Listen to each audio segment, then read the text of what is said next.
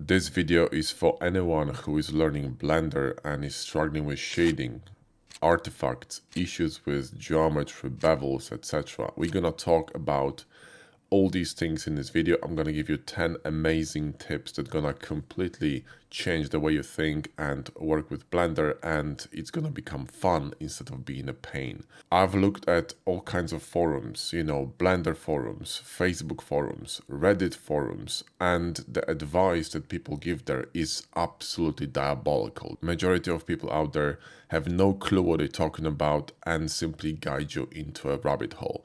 And you're gonna be repeating the same mistakes, the frustration is gonna grow, and eventually you're gonna quit Blender. I don't want you to quit Blender, I want you to enjoy modeling, especially hard surface. So in this video, we're gonna address a lot of issues, and I'm gonna give you some really amazing tips on how to instantly improve your game with hard surface in Blender. Let's go. I have a list of things I want to talk to you about, and it's about 10 points and some bonus ideas that's gonna give you a nice clarity of what to pay attention to, why you're having issues with hard surface in Blender, how to fix them, etc. But if you're really serious about studying and you're really serious about hard surface and you value your time, I highly recommend you enroll into our course, the Hard Surface Accelerator, which is phenomenal. This course was based on feedback we received from hundreds of thousands of students, we thought, and the structure is very tight. It's gonna teach you everything you need to know and none of the fluff. It's very concise, and you will learn the tools, the menus, the workflow, the blockouts, the detailing, how to render, how to create nice images for your portfolio, the whole shebang. And you're gonna be able to do it in a very short period of time. So if you're really serious about hard surface and you value your time and you want to improve as soon as possible, get that course. It's really good. It's also backed up by 60-day money back guarantee. If you don't like it, return it. We have barely any returns because this course is really good. Now, if you click on the link in the video description, you're going to get a really nice discount, so I'll see you inside. Now buckle up, it's gonna be a longer video, but we're gonna cover a lot of stuff, and hopefully you're gonna get a tremendous value out of this video, and it's going to clear up a lot of question marks and confusion that you may be having, right? I have 10 points I want to talk about and a small bonus at the end, so let's go through them. So point number one, what you want to do is you want to always clean topology when you're modeling, right, on the go. So when you do something, check stuff. Otherwise, you're going to end up with a lot of problems. So I'm going to show you a very simple example, okay? And by the way, I'm going to be using hard-ups and box cutter for like regular operations like Boolean applying because, my therapist told me to do it. So there you go. Anyway, let's say I have a bevel here, right? And I want to run a Boolean through it. So I'm going to just run a Boolean through it like this, right? And let me enable a wireframe. So I'm going to go here to settings, wireframe. By the way, in vanilla Blender, you can enable wireframe here if you want to. Anyway, so when you're going to be running this Boolean, and let me also switch to a different Matcaps so you can see a bit better. So I'm going to grab this Boolean here and I'm going to be moving it left and right. And I want you to watch what's going to happen to the shading. See that? Look, I'm just going through an edge, right? Boom, watch this. So it's really important, for example, where you're going to place your Boolean. It's just one of many things you need to pay attention to. Because this is going to affect the shading, it's going to affect how bevels are running, it's going to affect possible issues with non-manifold topology, with flip topology, overlapping bevels. This could be a lot of problems. I'll give you an example. If I'm going to run this Boolean here and I'm going to apply it, it's really close to this edge. Now you might be thinking, wow, this looks really clean, better than this. So why not run it in here? Well, let me show you why. So you need to always think ahead, yeah? So I'm going to duplicate it with Uniquify. So let me just grab this and move it in here. Uniquify is a fantastic tool in hard-ups that allows you to duplicate the mesh, copy the cutters and parent them to the mesh while keeping all the modifiers in one click. So there you go. By the way, we have a fantastic course coming up on hard-ups and box cutters. If you're interested, snatch it. I think it should be out somewhere in March. So maybe when this video comes out, it's not out yet, but it's coming. Anyway, if I'm going to apply this cutter here, right? So now I applied it, and let me just leave this Matcap view for a second so we can see better. And I'm gonna run a bevel modifier. So watch, I'm gonna click on bevel, and if I'm going to increase this bevel too much, it's going to run underneath this edge. And then you think, well, no problem, I can just move the edge. Well, you can, but this will cause another problem. And the problem is gonna be that you will have, or you will end up with different size of polygons on this curvature, and you don't want that. If you have a cylinder, right? Let me grab a cylinder here. And you're going to disturb this curvature. Doesn't matter how dense the cylinder is, you'll always see problems with curvature. Watch, this is not a perfect circle anymore. And the reason for this is because the distance between verts is being disturbed. So the curvature is not uniform anymore. Do you see what I mean? So the problem is not with n-gons or quads or whatever. The problem is with size of polygons, the distribution of topology, edges, verts, etc., and its relation to shading. So in this case, we have a problem here and we have a problem here, right? So how to fix this? Well, easy. When you run a Boolean, you need to think ahead. So first think about bevel. Okay, I'm gonna be running bevel through it, so probably it's a bad idea to cut it in here or here or here on a flat surface, even better, right? But let's say you wanna be adventurous and you wanna cut it in here, okay? So let's do that. Now, before you apply the Boolean, before you do anything, you want to secure this mesh by running security loops. Think about it as something that's going to be holding shading in place, kind of like a framework, you know, like some sort of a structure, right? So watch. If I'm going to apply this Boolean, now let me just actually duplicate it again. So Q and shift click on Uniquify, there we go. And I'm going to apply everything, okay? So, you know, visual to mesh. And you see that we're going to end up with this massive n-gon. And n-gons are not the problem is the size. So this is going to be bent by the curvature. And when polygons bend, be it quads or n-gons, because you can bend quads as well. And this is what people don't understand. Say, oh, quad's going to fix everything. No, that they won't, because you still can bend the quad. And you're going to have a disturbed shading. The same with an n-gon. You can bend an n-gon, and you're going to have a bent n-gon. You cannot bend triangles. It's physically impossible, because triangles, you simply cannot bend them, because if you move one of the verts, right, everything moves with it. So there's always a flat surface right here. This surface is going to be always flat, right? But with quads and n-gons, you can bend them. And when you bend them, that's where shading problems, you know, happen. So basically, the polygon size is too large to encompass or fit the curvature that is being forced onto. So when you understand how it works, it becomes really easy to solve. So now what I need to do is split this into smaller polygons, but I can't do it when I apply the Boolean because I can't run loops. You would need to run cuts with, you know, knife or a Boolean, right, to fix this. So it's easier to do before you apply a Boolean. So again, here, run a loop here, right, run a loop here, another one on this side, right, and then we're going to repeat that on the other side, okay? And then you need to make sure that the distance between the loop and the edge of the Boolean that you're going to be applying has enough space for the bevel to run, okay? Because again, if you don't, then bevel going to go underneath the edge and it's going to flip the geometry. Let's run a bevel, and now you see everything is peachy, okay? My bevel is running, my loops are running, everything is fine. We still have some shading problem, but we can fix it with weighted normal modifier. So I'm going to apply it. We're going to talk about it in a minute, don't worry about it. And now things look much better. They're not perfect yet, but they're much, much better, okay? And if you look at the shading, this doesn't look terrible. You know, we still have issues, but they're not so bad. Now, why do we still have issues? Again, because the size of the topology is too large, okay? This n-gon still is bending. Also, we haven't applied the Boolean yet. So let's apply the Boolean, right? Operations multiply. And now let's see if we can fix this, okay? So let's look at this. We could connect these two together and see if it's going to help the situation. This will not help the situation. It's going to make it worse. So maybe we can, you know, run a different solution. Maybe we could actually connect it somewhere here. Maybe this is going to help, right? See, that's a little bit better, right? Now, I wouldn't be advising to running a loop in here because, again, you're going to disturb the shading of this curvature here. So you don't want to do that. So if you cannot really fix the shading on a mesh like this, what you want to consider is a denser mesh, because when you have a denser mesh, you're going to have smaller topologies. You see what I mean? So if I grab a cube, right, not applying a cube, run a denser bevel, right, and then run a Boolean on top of it, okay, like this, right? And let's move it somewhere, somewhere here. So let me just enable the wireframe so I can see it. And move it somewhere, I don't know, somewhere, somewhere here, right? And then run security loops. You see these n-gons here, they're gonna be tiny.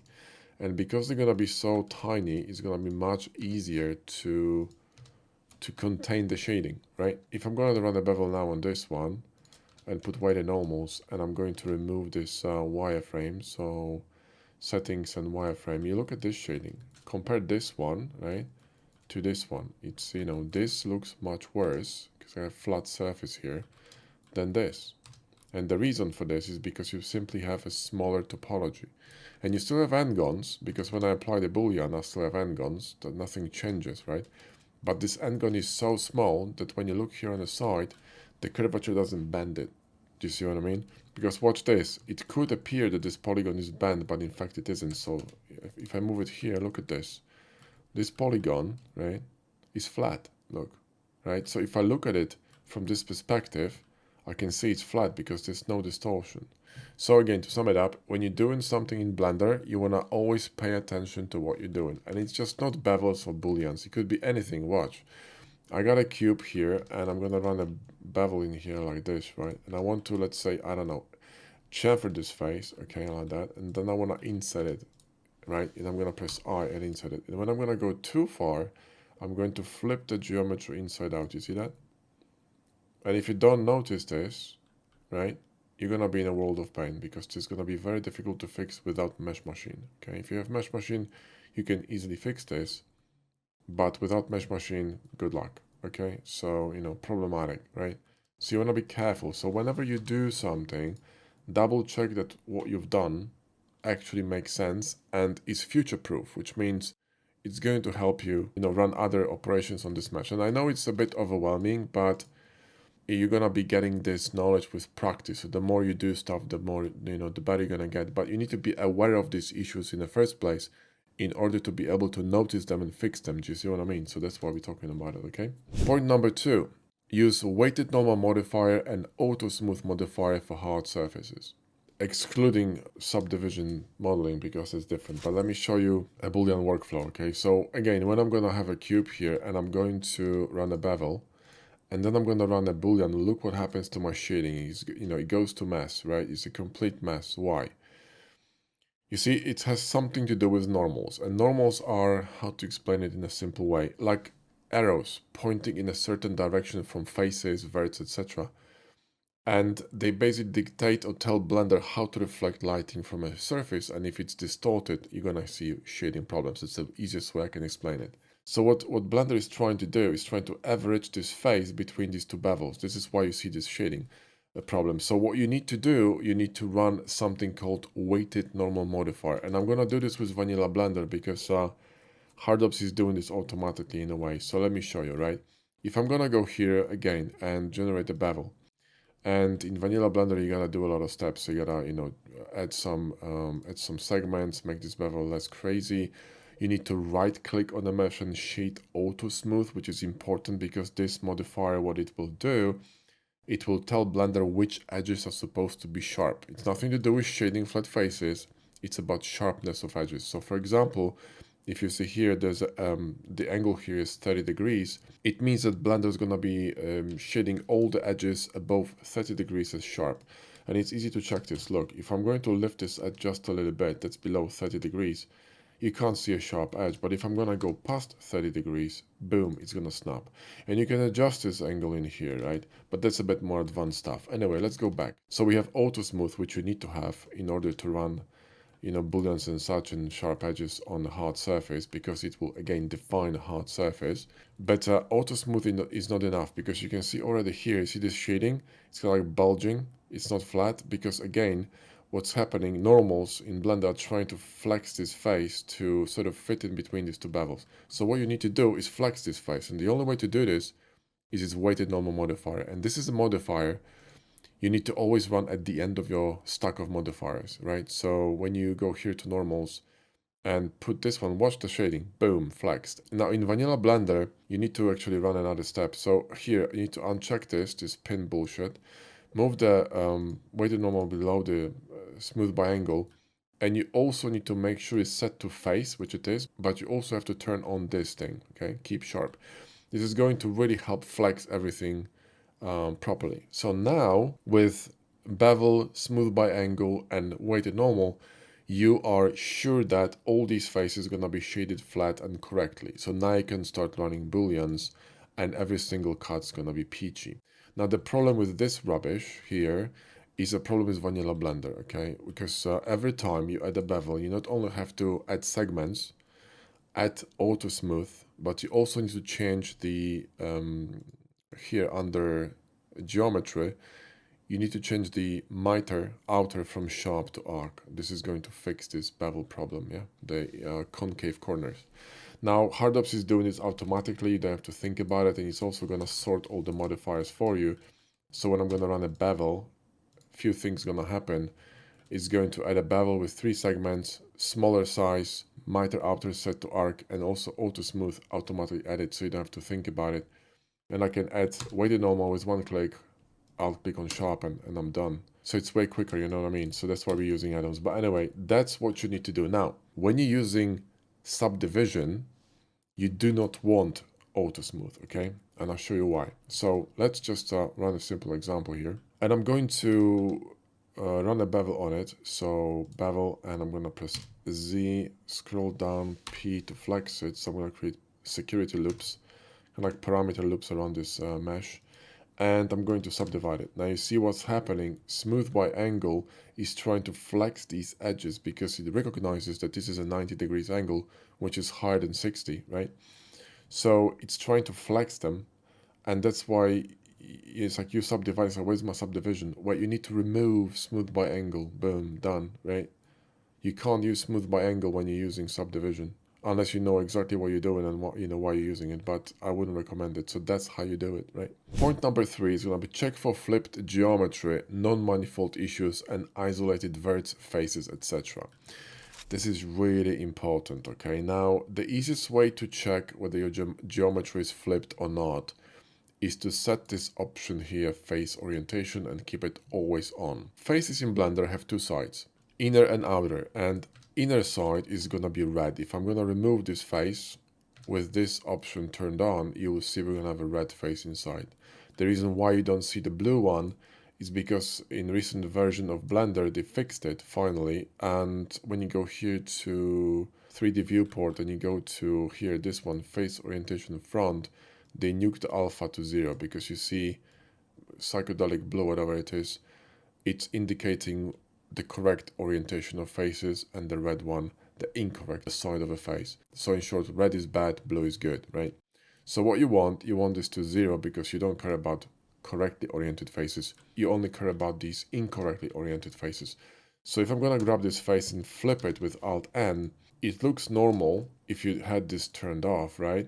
But what will happen when I'm going to be running a bevel? It's going to kind of flip inside out. Why? Because it's trying to run on a correct orientation of the face, and it cannot wrap around here because that's flipped. You see what I mean? So the way to fix this is go to Edit View, A, and Alt-N, and recalculate outside, okay? That's how you fix it. So if you have this kind of an issue, that's a problem. Another issue could be with non-manifold geo, like for example, you have some inner faces, like, you know, let's say a face inside here, and this could cause all kinds of problems, right? You want to nuke this. Now, there are many ways of cleaning geometry. I got 3, and all of them are automated. One of them comes with Blender, which is called 3D Print Toolbox. You can go here to Extensions and enable 3D Print Toolbox, and you can go here and to this menu, and all I do is I check all, and then I run Clean Up, Make Manifold, and you see it removed 1 face. So when you go here inside, this face is gone. Another way of doing this, because this not always removes everything, like for example, if I'm going to run a vert here like this, right, subdivide it and keep the vert, I'm gonna go here, I don't think it's gonna remove it, but we can try, make manifold. You see, it didn't remove anything, so the vert is still here, but you don't need that vert, right? So you can clean that with machine tools. You can go to Edit View and press 3, if you have machine tool cleanup enabled. And yes, machine tools is a paid add-on, so stop crying. So go to machine tools, and here, where is it? You want to enable cleanup, which is this option here, okay? So otherwise it will not work. So now all you need to do with machine tools, you simply go to edit mode, press 3, and it's gonna clean it up. You can also enable other features or change things in here if you want to. This is fantastic because it's going to clean up all this rubbish like, you know, floating geo, extruded verts, random stuff in your mesh, whatever, right? It's going to clean all that in one click, which is brilliant. Then last feature is gonna be hard ops cleanup. So if you have something like this and you don't need this geometry, you can go to operations clean mesh, and you can also have some settings here. You can change them, and it's going to nuke all geo you don't need, other than the necessary geo for holding the shading. So these three tools, if you use them interchangeably, you're gonna be able to, you know, deal with 99.9% of issues automatically. Okay. Now, why, for example, you need to pay attention to stuff like this? Watch this, right? If I have a vert here, right, and it's too close to the edge with a bevel, you see what happens? The bevel goes underneath the vert and it flips. This is a flip geometry, and if you render this, you're gonna have an artifact, okay? And you're like, what the hell is going with my mesh? Well, this is going with your mesh. So go to edit view, clean it, and you're done. See what I mean? Point number 4 is gonna be use wireframe shading when making cuts or cut in edit mode. Now, you cannot really cut in edit mode without box cutter, but you can use wireframe, like I told you, it's here, right? Just enable it, or do it with hard ops on the settings, right? And if you work with something that requires precision and you really need to see, like for example, if I wanted to run a Boolean without nuking this bevel, and I wanted to get as close as possible to this bevel, this is gonna be still too close, because you need to think that there's gonna be additional bevel running on this cut. So if I run this, we're still gonna have a problem with shading. Reason being, because again, when the Boolean cuts in and you apply it, the bevel is going to be running on that cut here as well. So you have to move it inside, you see what I mean? So go back here, then let's just make this cutter a little larger, right? Like this. And you see, this bevel ends here, right? And it starts here. So if you're going to move this cutter too deep, or even past this, these edges gonna kind of go underneath one another, and then gonna cause issues with shading. And you can't fix this, right? It's very difficult to fix this. This is why using wireframe is so useful. Another way of doing this, if you have hard ops and box cutter, let's say you have a, you know, subdivided mesh like this, and you want to run a precise cut, and you don't have, you know, wireframe enabled, right? And you want to see the topology exactly, you go to edit mode, and you can cut with box cutter in edit mode. So you can precisely determine how you want to run the cut in order to stay within your topology. This is very useful, right? You see, so when you run a bevel, you are peachy. These are the essential tools you need to start learning how to use, because that's going to save you a lot of, you know, headache and frustration, okay? And make sure that, you know, your shading always is beautiful. So if you're still wondering why your shading goes to shit, well, that's why you're not using these tools, okay? So next point number 5, connect booleans properly to maintain clean geometry. That's really important, okay? Every time you run a boolean, so let's grab a cube, right? Boolean needs 2 connections to connect to a surface, okay? So what I mean by that is that if I run a Boolean here with box cutter like this, right? Let's just get more segments. And I'm going to grab this cube and run some bevel here, whatever, right? Like this, okay? If I'm going to apply this Boolean, you will see what I mean, right? If I go to edit mode, see, each Boolean needs 2 edges to connect to the side of the geometry. So if you run it through a face, you need 2 edges to connect each Boolean. So now watch this. If I'm going to grab this edge and run a bevel, this is going to happen, right? And the reason for this is because loop slide, it's going to, by default, move the bevel to accommodate to this edge. What you want to do before you apply the bevel like this, you want to go here and you want to turn off loop slide. Do you see what I mean? So what's going to happen is that the bevel is going to push the edge when you're creating the bevel, right? It's going to literally push it with it, right? Instead of the edge going through the Boolean. And that's a very common error, you know, you can see in meshes, all right? Another thing, as a bonus, I can tell you that this connection is a very bad idea. What you want to do always you want to run more or less perpendicular connections to your bevel, right? So the peak of a bevel here, right, is, let's say it's a straight line more or less. So you want a 90 degrees connection here or close to it between these two.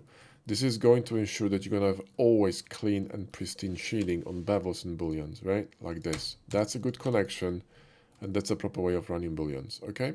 So clean this stuff on the go, yeah? And this is very apparent in stuff like, for example, running, arrays. So watch this. If I'm gonna run an array here like this, right? You see the problem with the shading already, right? You know why it's happening, right? Well, let me just turn off the bevel for a second, okay? Watch. If I apply this, watch the connections, right? This is garbage. What you want to do in this case is so simple, right? If you see this, watch. All I'm going to do is just run a cut with a box cutter, press K, and I'm done. Because it's going to simply run a cut in the middle. And the reason why they're still collapsing is simply because the bevel is too large, okay? If you lower the bevel down, everything going to be peachy. And now if I'm going to apply this, I got one edge in the middle, beautifully connecting all these booleans, okay? And you can do the same thing with Vanilla Blender, okay? So you can just go to, here in edit mode, grab a knife and press A and just simply run a knife and Bob's your uncle, right? And then lower the bevel to something manageable. When you apply it, you're peachy, okay? So always think ahead when you're modeling, right? Number 6, use loop slide for better bevels and, be careful with insetting. So I think I already showed you both of them.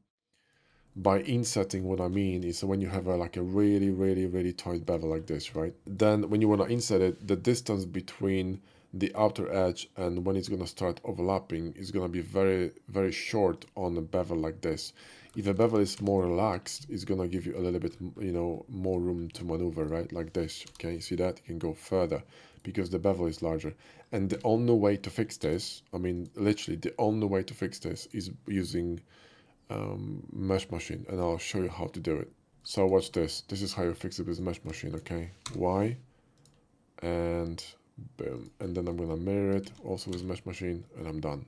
And that's why we're using add-ons. Do you know what I mean? So it's important, okay? So again, be careful with insetting, because if you're gonna go too far, you're gonna end up with this. And this is, this is North Korea, okay? So you gotta be careful. And loop slide, you already know what it does. It simply moves the loop with the bevel, so the bevel pushes the loop instead of going through the loop, right? So it's gonna prevent a lot of shading problems. Okay, now 7, add support loops to control shading when using booleans. So when you, going back to the original example, when you have a boolean running through your mesh like this, right? Let me just cut this through, and I'm going to bevel this, right? And I'm going to add a weighted normals. If I wanted to really make sure that my shading holds, especially when my boolean goes through that bevel, so it creates n-gons, you really want to make sure you're gonna have, supporting loops here like this, okay? You need to put them before you're gonna apply the boolean. That goes to, all kinds of different booleans on round surfaces, curved surfaces, whatever. Because the point is to make sure that these polygons are as small as possible. In fact, if this was a really, really, really dense mesh, you barely need any loops, because then, the mesh itself becomes a loop. You see what I mean? So watch this, right? Let's go with the cylinder, actually. So cylinder, and we're gonna go with, I don't know, 70, okay? Dense, right? That's the whole point. And let's run this, okay? And I'm going to run, a circle cut here in the middle, okay? So D and circle, and let's go with, I don't know, 24, right? And I'm going to apply it, okay? So sharpen. And now see, we got this problem, right?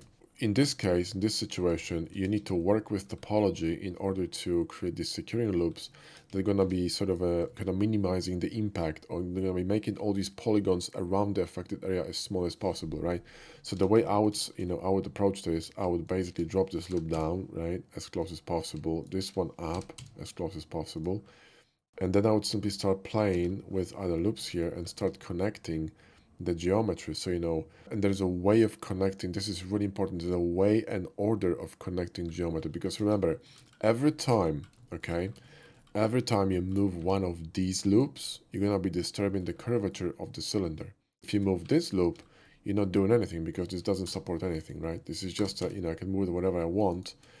This just makes it makes the polygon smaller, but these are really, really important because they hold the whole shading of this cylinder. And another problem is that these, right, gonna be holding the structure of the cylinder here. So whichever you move, you're gonna have a problem. So what you may want to do is you may want to, before you apply the Boolean, you may want to run a loop on the Boolean to isolate it from inside. So watch, if I'm gonna go back, right, to the state where the Boolean wasn't applied, I'm gonna recover it. Now watch, I'm gonna grab a loop here and run it in here, right, and this, when I apply, will allow me to actually run loops, because now this loop's going to be enforced inside of the cylinder. You see what I mean? So now this area is going to isolate it, so whatever I do here doesn't matter, right? I mean, with this vert, right? You see what I mean? It will not affect the shading on this side. So I can play with this, and this allows me to fix this problem here in the middle. And obviously there are other ways of doing it. You can match the number of verts on the cutter to the number of verts on the cylinder, etc, etc. Obviously this is way too close to the edge here, so we need to make this cutter a bit smaller or larger. So all these factors are important. Also, when you're gonna be adjusting them, you want to do it in a specific order. So for example, before I would move this loop, I would first run a loop in here, right? And I would run a loop in here, because what it's gonna do, they're gonna hold the face structure, this kind of a curvature in place. And when you remove the loop that's actually supporting it, they're gonna be kind of resting on these other two. You see what I mean? So when I'm going to now remove this one, it's going to have a lesser impact if I did that the other way around. So if I removed this one first and then added these two, because the face is going to collapse, and then you add edges on flat face. You see, it doesn't work. So you need to hold the structure of the shading and then remove the supporting beam. That's really, really important. And you think, oh, I fixed the topology, but it still doesn't work. Well, you distorted the shading first and then you fix topology. It doesn't work like that. You gotta work with the shading, not against the shading. That's really important, right? And this will look clean if I'm gonna run a bevel here. Obviously not on this area, but look here. Here looks clean, it's fine. It's no problem. Look at this. This looks, with a bevel, right? Looks clean.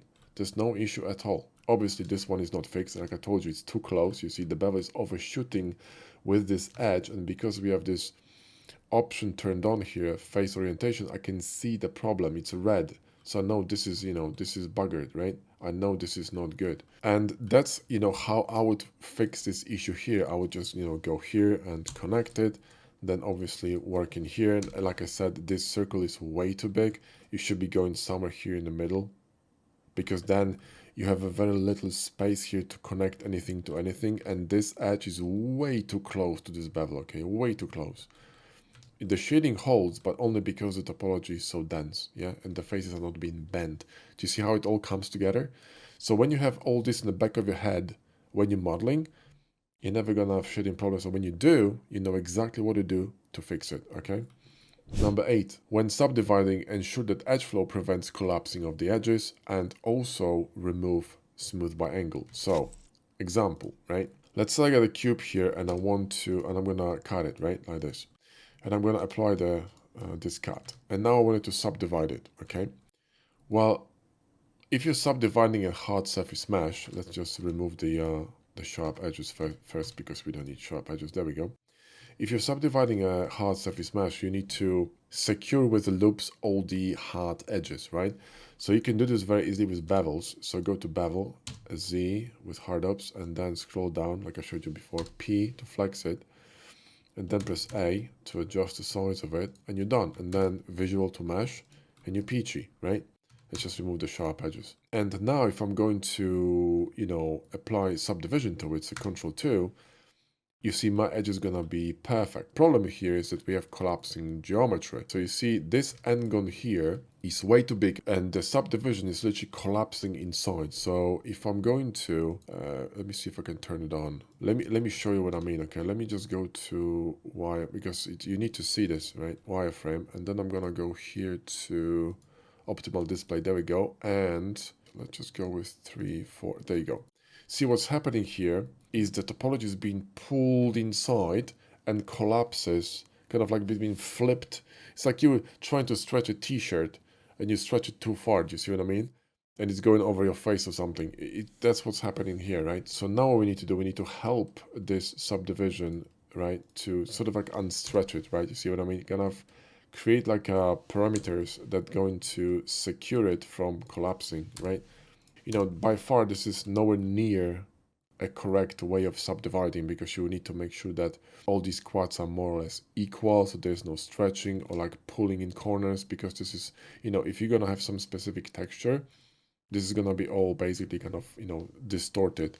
So subdivision, you know, there's way more to subdivision than this, but again, we have a course on subdivision, so if you're interested, go ahead and grab it, but make sure you know how to use add-ons, because we are using add-ons over there in this course. So but anyway, that's, you know, let me just turn off this wireframe because it's confusing, right? But that's, you know, that's how it works. And I need to remove the sharp edges so subdivision will work. There we go. And now you see subdivision is clean and we have no problems, at least, you know, in terms of shading, right? Obviously, topology isn't the greatest, because if I apply this, let me just go maybe 2 steps lower. If I apply this, you will see that we're going to have a lot of stretching, you see, in these corners. And you need to fix this. And the only way to fix this is by creating evenly spaced topology, you know, on your subdivided mesh. And, you know, that's a correct way of subdividing, by the way, right? It's not just about quads. There's way more to it. You need to have evenly spaced quads. You need to have loops in proper places. You need to have edge flow in proper places. You know, there's a lot to it. But in order to prevent it from collapsing, that's the best way and easiest way to do it. So if you need a dirty subdivision, that's how you do it, okay? Number 9, avoid bending polygons to maintain even surfaces. Now you see, we talked about it already, right? Bending of polygons happens when you are trying to force a polygon that it's too large to a specific curvature. So when you take, you know, any polygon, like for example, you know, you grab a plane, right? And you try to, let's say the curvature was going this way, and you try to, you know, curve these two, you will bend this polygon. You see what I mean? You will bend it. It's going to bend, and that's going to cause shading problem. That's literally what happens. It doesn't matter if it's a quad, schmat, or whatever. Anything but triangles will get bent, right? So angles and quads, because you cannot bend a triangle. It's impossible to bend a triangle. Try it. Whatever you do with verts, it's always flat, right? It's always flat. That's why it's the, you know, it's the most basic form of topology. Anything else is going to bend. So it's not just about having quads, it's about having quads that are evenly spaced and are not being bent, because if you bend the quad, you're still gonna have a shading problem, okay? So there you go. So if you're going to be running, you know, booleans or fixing anything, make sure you're not going to bend polygons, right? Because when you, let's say, have something like this and you're thinking, oh, I can fix it, you know, let me just run it differently. Let me just run it like this here and move it backward. There we go. And then I'm going to run some loop here and loop here, okay? And then you apply this, right? And you think, oh, I can fix this, you know, the shading, I can move a polygon up and down. Don't do it, because you're gonna bend it, right? You're gonna bend it, so don't touch this, right? What you wanna do is you wanna solve the size problem, okay? So what kind of an area the n-gon is or quad is covering, so you need to make it small enough so it doesn't bend with the surface. Do you see what I mean? Because again, when you take a cylinder, for example, right? And we're gonna take up, I don't know, 24 segments, right? You see, the reason why we see a cylinder when we go into, you know, let's say at the bevel, is because polygons are being kind of smoothed out, but they're not being bent, okay? If you can still see the straight polygons here, there's a straight polygon, that's an illusion of simply mesh being smoothed out. So when you have a really dense mesh, right? So if I'm going to subdivide it with Control 3, the polygons will be so tiny that you think they're just basically perfectly smooth, but they're not. They're still flat polygons. If you bend one of these tiny faces, you're still going to have a distortion in shading, okay? And the smaller the polygons, the more freedom you have with what you do with them, right? So there's a balance between too dense topology and not enough topology, right? You need to find that balance, and the only way to do this is by basically, you know, practicing. So, you know, there you go. But that's the point, right? I hope you get it. Now, number 10, last one. Use matcaps and face orientation. Well, matcaps, I hope you know what matcaps are. They're in here, right?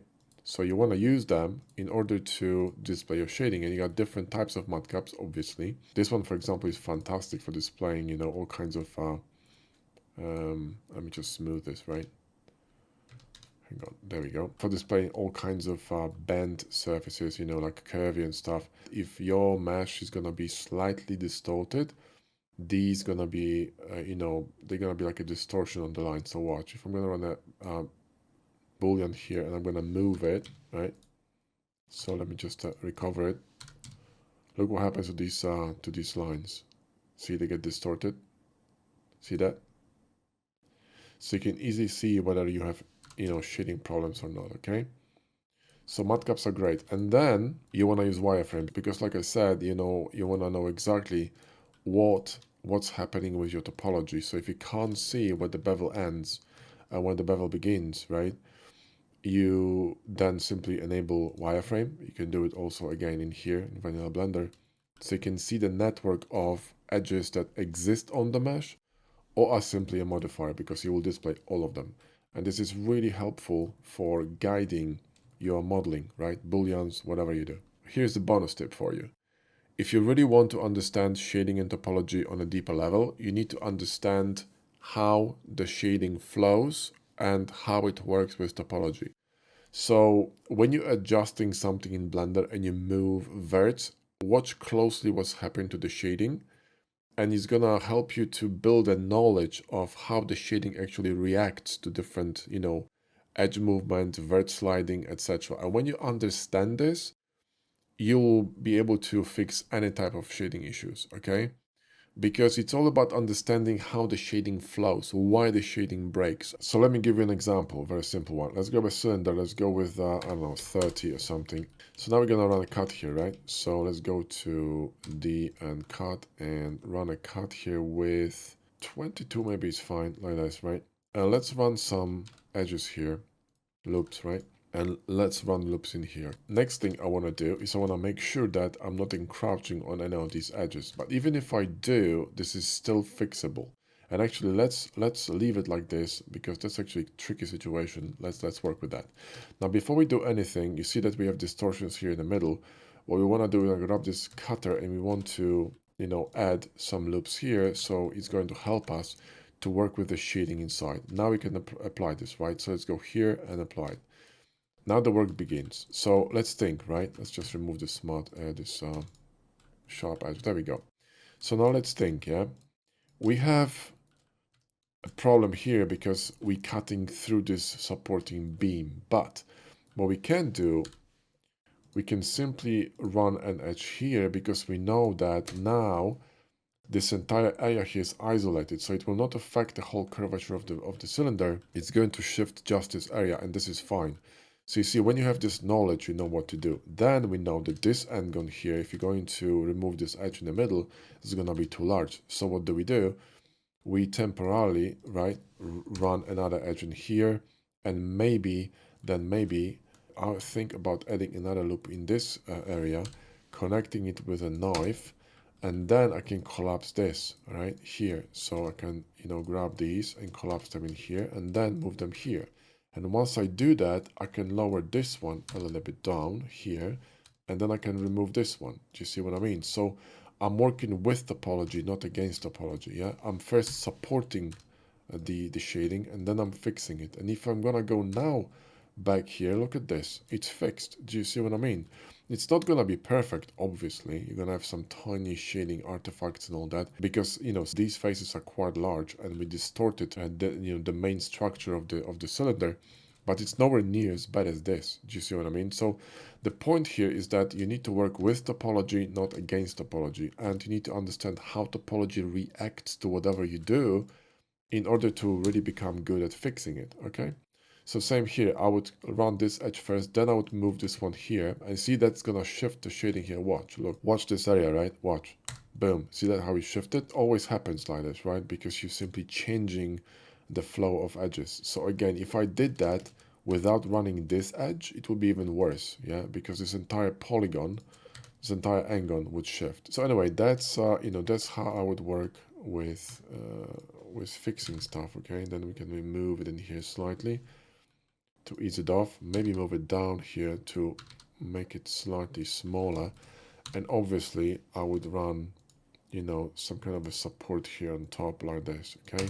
To isolate this again here, right? To create a lesser of an impact on my cylinder. And again, it's not going to be perfect because, you know, these are massive polygons and they bend. There's no question about it. But if you go back to what we talked about before, when I said that if you're going to be planning for what you're going to be doing, and if you know that you're going to be running a difficult cut on your mesh, then you do want to, you know, maybe create a more dense cylinder. Maybe you need more topology on this cylinder, right? And you will eventually, with practice, gain knowledge of, you know, how far you can push things. But the bottom line here is that you need to work with topology and with shading and not against it. Anyway, that's it for the video. I hope you enjoyed it and I hope you got some value out of it. I hope your understanding of topology, shading, and how to fix it and how to prevent issues with shading has increased. And if you still have any questions, you can always go to our Discord and jump on the help channel. We have about 8,000 people right now, and a lot of people over there are very knowledgeable, so they're going to help you out. And again, if you want to learn properly how to, you know, build hard surface models, then grab our course, Hard Surface Accelerator. Like I said, if you click on the link in the video description or in the pinned comment below the video, you're going to get a great discount. So go ahead and get it. Thanks for watching, and I'll see you in the next video.